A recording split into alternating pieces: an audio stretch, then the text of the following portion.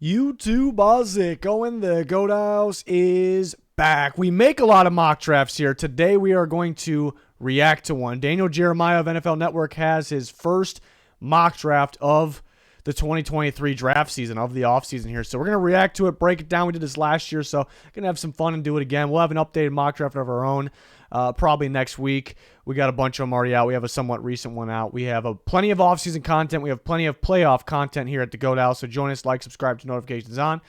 Follow us on Twitter, live news, rumors, updates, Twitter subs, get some bonus content. There's a link pinned in the comments for that, as well as our sponsors, Liquid IV, GLD Shop, Walk the Mock, Best Mock Draft Simulator. We have codes for all those sites. There's links pinned in the comments section. So to Daniel Jeremiah's mock draft 1.0, starting at number 1. Yeah, he didn't do any trades yet. So he has the Bears picking 1. I'm usually not a fan of mocking a bunch of trades either, or even doing any trades at this point, because trades are pretty unpredictable. It's kind of what makes the draft such a mystery on draft night, such a surprise. But it does feel like there's a decent shot that the Bears could trade that first overall pick. But I understand not mocking trades yet, especially in your first mock draft.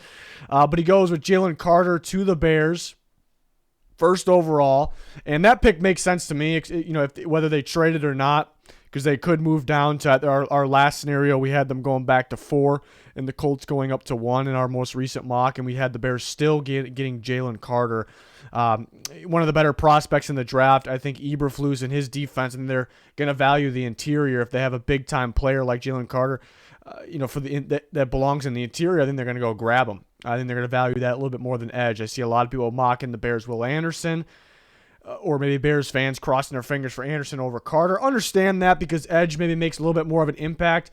I'm pretty confident they'll like Carter a little bit more, and they'll value that interior spot a little bit more. But I know a lot of people are expecting a trade back for the Chicago Bears. I see scenarios with them getting an insane amount, so maybe those people might be a little disappointing if they don't trade at all. We'll see, but they get Carter, makes sense. Texans take the first quarterback then with Bryce Young second overall. I also think it's realistic. The debate would be a couple things. Does a quarterback go 1? So will this be the second quarterback going? If somebody trade up with the Bears and then take that quarterback, I think it's possible. And then if not, when the Texans have their choice of any quarterback here, the choice of the first quarterback, do they go Bryce Young? Do they go C.J. Stroud? Do they go Will Levis? I'm more of a believer right now that Stroud will be the first quarterback taken. Young, maybe a little more flashy, he's super talented. Has those big time plays. Love how he escapes pressure, makes plays on the run. I think more NFL teams might be more of a fan of C.J. Stroud. Mainly the difference splitting them up is more of the prototypical size, looking at Stroud, and then maybe the durability. Slight durability concerns with Bryce Young. But the Texans go Bryce Young here, quarterback of the future. Definitely could see it. I'm still putting my money on Stroud being the first quarterback taken at the moment, but it is early. Cardinals go Will Anderson. I also have this in our last mock. It just makes a lot of sense. They definitely need another pass rusher. They lost Chandler Jones. They kind of missed him, even though he didn't play well with the Raiders. He was playing well with the Cardinals, so they kind of missed having that solid pass rusher out there. So you get but they probably dodged the bullet not spending a big money on him at the same time. So now you can get your guy. You get a very solid young pass rusher. I'd like to see who their coach is and how their defense is going to look first. They still didn't hire that, but Will Anderson should be a big-time addition for the Cardinals if they get him. That pick makes a lot of sense. And the Colts at 4 go Will Levis. They choose Will Levis over C.J. Stroud, so maybe they go for more of the upside here with Levis. I know there's a lot of people that don't like Levis, maybe because of his numbers this year. Turned the ball over a little bit more than expected. Kentucky was a little underwhelming. He was better last year, and then they made an offensive coordinator change, or Liam Cohen left. Now he's actually back.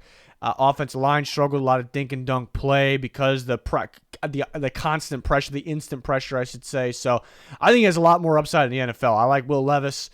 Strong arm, very physical, can take a hit, can avoid the hits, can make a play with his legs if he needs to. So this is kind of the upside guy. And then maybe the Colts go for that. If they're in like a rebuild or something like that, maybe they go for that. I could see it, but I am a little surprised that C.J. Stroud is still available here. And then the Seahawks go with Tyree Wilson, the edge rusher from Texas Tech. Big-time production from Tyree Wilson at Texas Tech the last couple years. We were talking about a Texas Tech defender up here, but you like the length on him. You like his ability to stand up and rush and put his hand in the dirt and rush. A good mixture of athleticism and physicality there. I wish his get-off was a little better. I already started watching the edge rusher. I wish his get-off was a little bit. Sometimes it stands out, and he makes a big-time play. I think there's a couple other pass rushers. Well, obviously Will Anderson, that their get-off, off the explosiveness off the line, maybe a little bit better. But Wilson is, and he put it, DJ put it in here, really good against the run. I think with, disciplined, reading the run, seeing where the ball's at. Lateral movement, so he just doesn't just go full throttle to the ball and then he jukes him out. And no, he really settles himself down and makes the tackle a lot. So that is actually something that's really stood out to me for Tyree Wilson of Texas Tech. So Seahawks get their pass rusher, which they desperately need another one of, and they could go Myles Murphy here. The Seahawks kind of tweaked their defense a little bit, though. Will they view Wilson as more of a fit? I can see it. I'm a little bit more of a fan of Myles Murphy and his upside. I liked his tape as well. I liked Wilson's as well, but really, really big fan of Myles Murphy at this early stage. Lions go with Devon Witherspoon, the corner from Illinois, whose stock seems to be going up. A lot of talk about him. His play this year was fantastic, was the best corner in college football this year, won that award actually. And physical corner, flies to the football, instinctive, plays bigger than he is, a lot bigger than he is, but you see the length standing out as well. So I think teams are really going to like him, his play style, and it just feels like a safe pick. Like you're going to get a ball player here, and the Lions definitely could use a corner. The defense was getting better and better as the year went on, but they, maybe a little underwhelming at the cornerback position, but they got some young players there, but it looks like they're getting better at other positions more rapidly than maybe the cornerback position. So, Witherspoon is one where his stock is definitely up, and then DJ agrees on that. So, I kind of like that pick. Maybe it does feel a little early based on what we're used to seeing, but the stock is up on corners because it used to be where corners, maybe they take a little bit of time to develop. Same thing with quarterbacks. It's almost the same. They used to be like, we have them sit for a little bit. They'll eventually be good. Now we're expecting them to be good right away, and some of the good ones really are good right away. So teams are looking to get those top-tier corners. If they can't get the top-tier ones, maybe they wait to the third round, spots like that to get the steals that we've been seeing as well. So it's like the top-tier guys, or you wait for the sleepers, the upside sleepers. Tariq Woolen last year, Martin Emerson maybe a little bit earlier of one. Then the Raiders go Peter Skoronski. I've mocked this a bit as well, possibly the best tackle in the class. Was very fun to watch at Northwestern. Very good run blocker and pass protector. Some people like him at guard just because of the measurables, but he played so well at tackle. And it's kind of the same situation as Rashawn Slater, who happened to be from Northwestern as well. So the Raiders kind of need to get that offensive line back on track. It's definitely declined over the years, and be important to get that better for McDaniel's scheme there. So I do agree with the Skoronski one. This is a little bit of a surprise. Another guy that's been shooting up boards since he declared. A guy maybe we weren't really sure about if he was going to declare or not. But Lucas Van Ness, the edge rusher from Iowa, who actually wasn't even a starter to start. But yeah, he looks like a freaky dude, very powerful. The get off looks good, and the production was fantastic as well. So that's a guy shooting up boards. Obviously, I think 8 does feel a little early though. But who knows? Maybe this will kind of be his landing spot as time goes on, as we get closer to the draft. But the Falcons go with the Iowa pass rusher, which they could use another pass rusher for sure. With C.J. Stroud still here, I would think they would go with C.J. Stroud. To me, I don't think you rely on insist on Ritter in that situation with that good of a quarterback sitting there. That's just me, but it's a little surprising they didn't go Stroud in this scenario. But they could go pass rusher as well. But that again, a little bit of a surprise there. And then C.J. Stroud falls right in the Panthers' lap. I mean, this is a scenario where they absolutely have to trade up to 1 to get C.J. Stroud. And here, he drops to 9. I don't think he'll make it to 9. I think, with his size, he's not a huge quarterback, but good size, good athleticism, not great athleticism, but in the pocket too. The pocket movement, the footwork, the arm, the accuracy, the ability to extend plays, to make that big play. I mean, that big game against Georgia was ridiculous. All those reasons, I think he's gonna. Right now, I think he'd probably be the first quarterback, maybe the first player taken. But I don't think he would drop to 9. But this is like an A plus scenario for the Carolina Panthers here. Yeah, a little surprised by that one. 10. This would be an A-plus pick for me, at least, with the Eagles taking Myles Murphy. Big fan of Myles Murphy. I think people kind of sleeping on him a little bit because maybe he doesn't have the craziest production, but got the chance to watch the edge rushers already. I'm a big fan of Myles Murphy. He's a big physical dude, but, with length, but at the same time, the athleticism and the explosiveness really stands out. The get off is ridiculous. The plays he makes in the backfield. I think team's game plan was to get the ball out very quick against Clemson, maybe because guys like Myles Murphy, maybe that's why he didn't have the crazy production, but it's a guy you want to work with. We talk about Trayvon Walker went first overall last year because he's a freaky dude with the size, the strength, the length, the speed. I don't know if Myles Murphy's going to be as freaky, because when you say freaky, people mainly mean maybe the athleticism. I don't think he's quite as athletic as Trayvon Walker. I think it's pretty close, though. I think people will start to realize. I think he's got a ton of upside in the NFL. Get him in an NFL program. Get working on him. I think he's going to be an absolute stud. So I'm a big fan of Murphy and his upside, and then it would be a great fit with the Eagles. He'd be tremendous with the Philadelphia Eagles. This would be an A++ pick for me, 10th overall, and it's possible. It's realistic. I think more so he might go earlier than Tyree Wilson, but teams might go off a fit. I've been mocking this like crazy. It just makes a lot of sense. The Titans' biggest need is offensive line. I thought they had the worst offensive line in football this year. We're not really used to seeing that, and that kind of hurt them. All the other injuries obviously hurt them as well. But they drafted Nicholas Petit-Frere from Ohio State last year, and he was kind of one of their better offensive linemen on their team as a rookie, and you get the other Ohio State offensive lineman here who actually could play guard, but he looked very good at the tackle position, so I think the Titans would pair the two Ohio State players at tackle there, and that can make some sense. Could they move up for a quarterback? I also could see that. They could use a receiver here as well, but Paris Johnson Jr. makes a lot of sense. Texans go Joey Porter Jr. There's so many good corners in this class. I have Christian Gonzalez ahead of Joey Porter Jr. at the moment, early stage. Still got to watch a lot of tape, but Porter was very sticky in coverage, pass deflection machine. Was locked down there, so the Texans grab their corner. Could argue, I could see fans saying maybe we don't need a corner. It's not always about need. You take the best player available, and I agree with taking the best player available, but I could see people saying, we don't really need corner at the top. We need some other things first, and there's some really good players at those positions of need, so maybe we go that route as well. So maybe it's a little, not super surprised, a little surprised to see this. I had this in my last mock as well. I like it. Broderick Jones is an interesting one to mock because he can go well inside the top 10. I've heard of some teams having him already. I've heard that some teams have him as their top tackle. It's really going to be on scheme and just preference, and everyone's evaluation is going to be different. But I did have this last time. The Jets definitely could use another tackle here.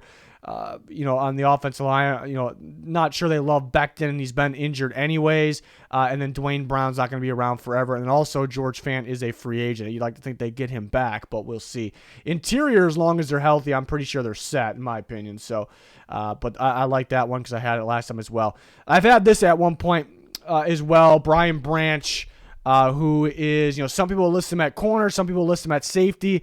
He's a pretty versatile, but he'll mainly play in the slot and cover some talented players there in man coverage, and he's been super effective, super productive there. So I'm a big fan of Branch, kind of a lockdown guy that you can move around a bit.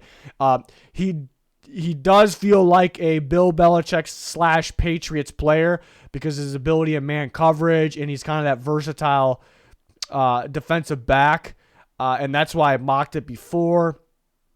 But I haven't been mocking it recently. It really depends on what they want to do. I know they like Duggar a lot. He was fantastic this year. He's a little bit different style of player, but they could see them using the same way. And then Jonathan Jones, he's a free agent, who's more of a corner, but has been dominant in the slot in his career, but played more outside this year. He's a free agent.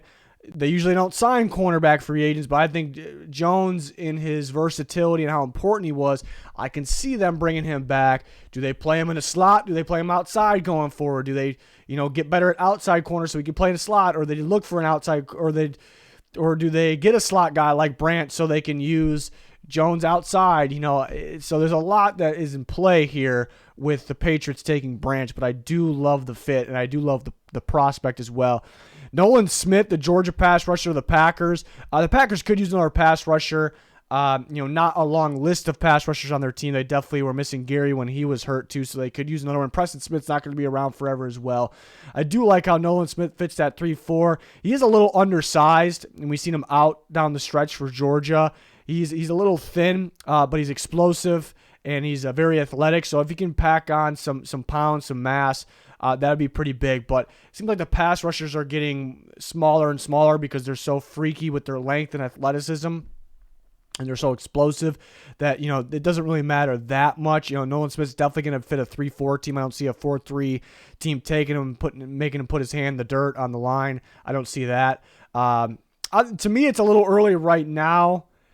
Missing some games down the stretch and missing a lot actually. And then again, the size does come into play a little bit, but we'll see what he can do this offseason and the preparing for the draft, preparing for the NFL. Commanders get Christian Gonzalez. I'm a big fan of Christian Gonzalez. He has that length, and he's a lockdown corner. The foot change of direction, the footwork and the hips really stand out to me as well. And yeah, teams really just threw away from him too, against Oregon. And teams kind of threw on Oregon or moved the ball on Oregon quite a bit, but it really wasn't on Gonzalez, who had a really strong year, former Colorado corner. But I like him with the Commanders. They definitely can use another outside corner, and they get a lockdown one here with Gonzalez. That'd be a great pick. Steelers go Osiris Torrance, guard. Could see that. They could make the offensive line better here. Which can help them run the ball a little bit better. Offensive line played a little better than expected, but again, it has room for improvement. They can go multiple routes here. They can go with could they go another receiver? Maybe they wait to the second round for that. Could they go with a cornerback? Could they go with a linebacker? Maybe a little early for a linebacker, perhaps. It's pick 17. So they can go multiple routes there, but I can see them going Torrance there, making that interior offensive line better. And then the Lions go with Trenton Simpson, who could be the best. The linebacker class is kind of weak.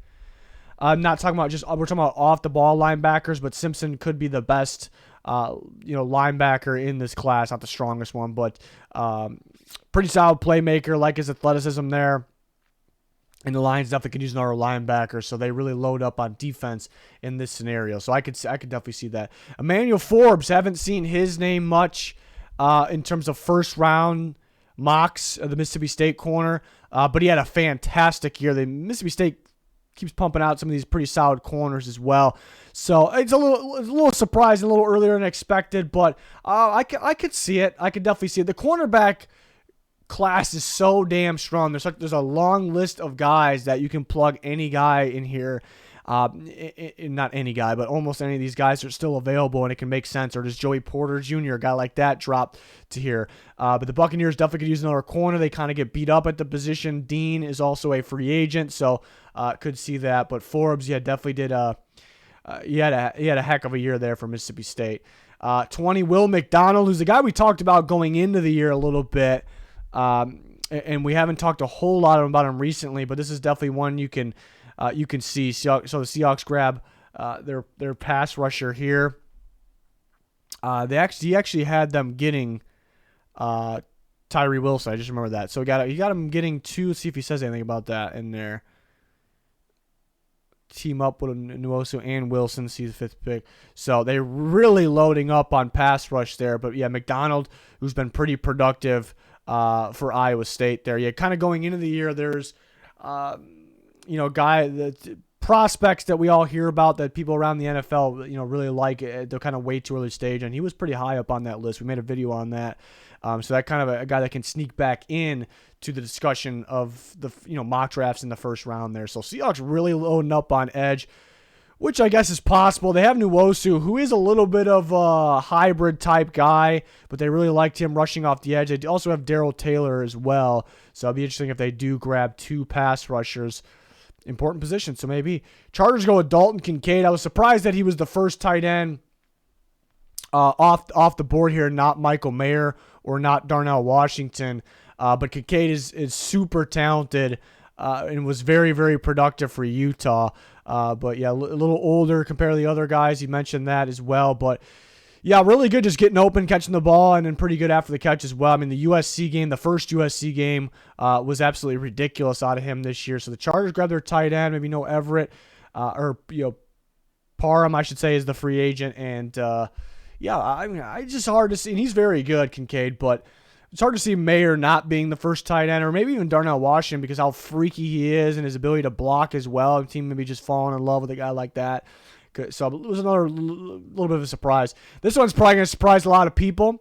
The Ravens taking Florida quarterback Anthony Richardson, who he's growing on me a little bit because you see the upside. I keep comparing him to Justin Fields because of the size and because the running ability to break sacks, break tackles downfield, the vision after running as well. But similar in terms of they have the arm talent. You know, you see from both those guys, they have arm strength to push the ball downfield. They kind of just got to put it together, kind of see the field a little bit better, get the ball out quicker. So, and just kind of raw type guys. So it kind of reminds me of Justin Fields a little bit. I'd say Richardson probably has more upside. The guy being in the draft compared to the guy being in the league two years now. If Richardson kind of can put it together, and with the accuracy, I think Fields a little more accurate though. That's the issue there with comparing those two.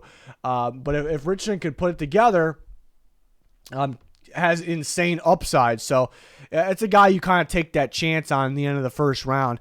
But it might surprise people that he hasn't gone to the Ravens. The Ravens kind of made it clear that yesterday that they're going to try to extend Lamar Jackson. They want him there. So again, maybe DJ made the mock before it came out today, but maybe he actually, made the actual mock before today, and they kind of got it up on NFL Network with all the editing and stuff after the fact. So maybe he wouldn't do it again, but you do like the fit. And then you factor in that Lamar Jackson's been hurt the last 2 years. Technically, right now, he still needs a contract. A backup quarterback right now would be very, very, very important. So, and he does fit. But then they did fire. They moved on from Greg Roman. So do they change the scheme a little bit there? Richardson has a lot of upside because the arm talent is there, the athleticism, the size. It looks like he can take a hit. Some of these running quarterbacks, you get scared because of the durability. Richardson, if there's a guy that can hold up, it would be Richardson with his body type. And he is fun to watch. So I do like the upside. But, yeah, I don't know if the Ravens would use a first-round pick on a quarterback, especially if Lamar Jackson's coming back. But they probably will value the backup position there. So we'll see, a very interesting one. Vikings and I love this one because I got the chance of watching some Tyreek Stevenson, and I planned on, next time I make a mock, I am moving this guy into my first round of the mock, and no one's really been taught. We talked about him a little bit before that year in that video where we talked about guys kind of higher on around the NFL, their radar, and there was a lot of sleeper guys like Stevenson in there, but no one's really been talking about him, and I got the chance to watch him. This guy, I'm moving into the front. There's a lot of good corners, so I'm moving in. He could very well go in the second, but I decided I was going to move him in the first round of the mock, and here comes DJ beating me to it here. So I love that. I love that Stevenson, the Miami corner. So this is kind of a late round one version of Devon Witherspoon, in my opinion, the Illinois corner, who we've mocked in the mid to late first round before too, but he's gained a lot of buzz, and it's just some eye-popping moments on tape for him, and it was clearly the best corner in football this year, and won that award, rightfully so. But Stevenson, kind of some similarities, really reads where the ball's going, and he'll fly up and make a play really quick with his feet. He plays bigger than he is too. I mean, he's got somewhat of a build to him, but he almost feels like one of those. He got at least got it listed there. 214's kind of, he says he's big. I wouldn't say he's big, but he really plays like it. 214's pretty big, but you almost would think he's 6'2", 220 maybe, just by the way he plays. So I'm a big fan of him. I am glad he snuck him in the first round. I was glad we got the chance to talk about him today. And the Vikings could definitely use a corner. They need defense, and more defense. Patrick Peterson's a free agent. He's aging. Had a pretty good year, though. And they definitely could use another corner, obviously. They need multiple, probably. I would like that. I'm a big Stevenson fan.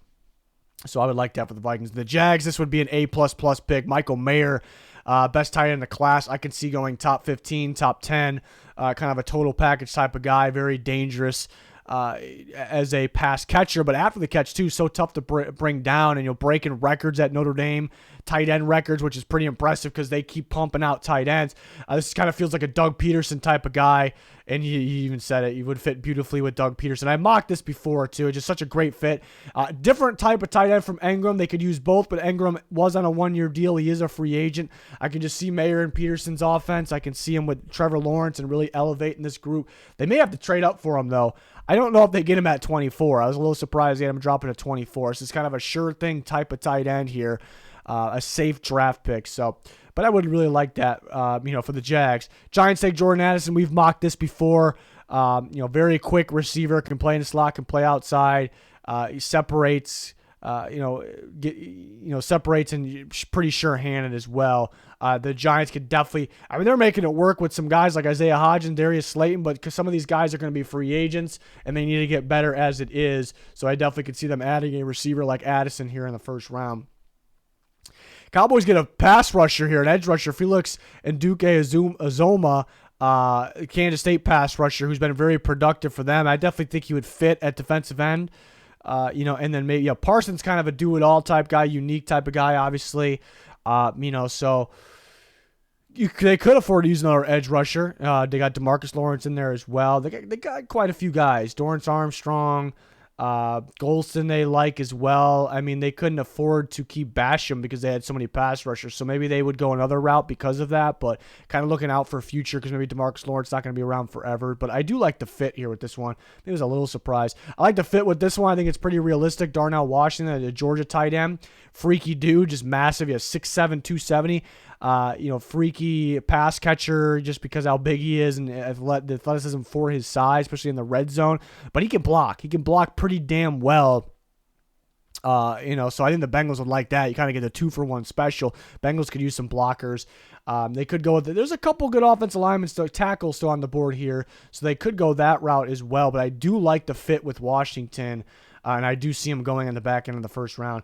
Broncos go B.J. Ojulari, the edge rusher from LSU. They lost Bradley Chubb in that trade, so they could go pass rusher, but they got some other guys as well.